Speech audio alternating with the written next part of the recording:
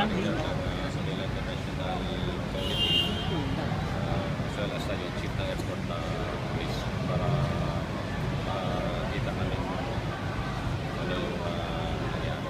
And we have already deployed additional PNP personnel outside yung from the SPD outside the airport. Sinipin tapos dito sa loob yung mission 60. Initially, sir, ano pong mga updates na nag-gather from your conversation? The investigation is ongoing, so hindi pa tayo makaprovide ng details ano yung motive. And merong namatay na 4 at saka wounded na 5. Sa nakikita niyo, sir, is it safe to say na si Mayor talaga ang target ng hit na yun? Ang ano natin doon, ang nakikita natin na si Mayor target. Tapos yung iba, tinamaan lang sa strip ulit. Tapos yung wife na tama rin. Tapos merong other arriving passengers.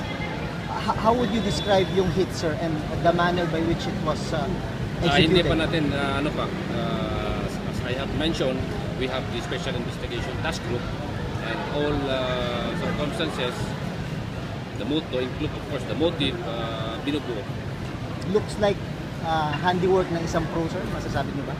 The investigation is ongoing. We cannot provide other details yet in order not to jeopardize the conduct of the investigation. Pero sir, inalarman nyo na yung buong NCR kasi yung nakamotor. Right after the incident, when we learned about the incident, I instructed for the activation ng dragnet kasi meron tayong dragnet dito yung mga possible exit points based on the information that we got, particularly yung allegedly yung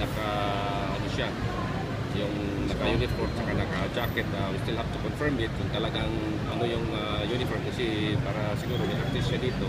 Then yung rider, yun ang ginano namin kasi based information parang naka-civilian. But again, yung other details also may possibility na baka after the incident nag-transfer kasi kung nagmumotor mahapit talaga ng sa traffic operators.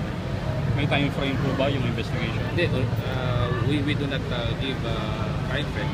Yun nga, binubuo natin para sigurado naman tayo natin yung motive sa ongoing operations na.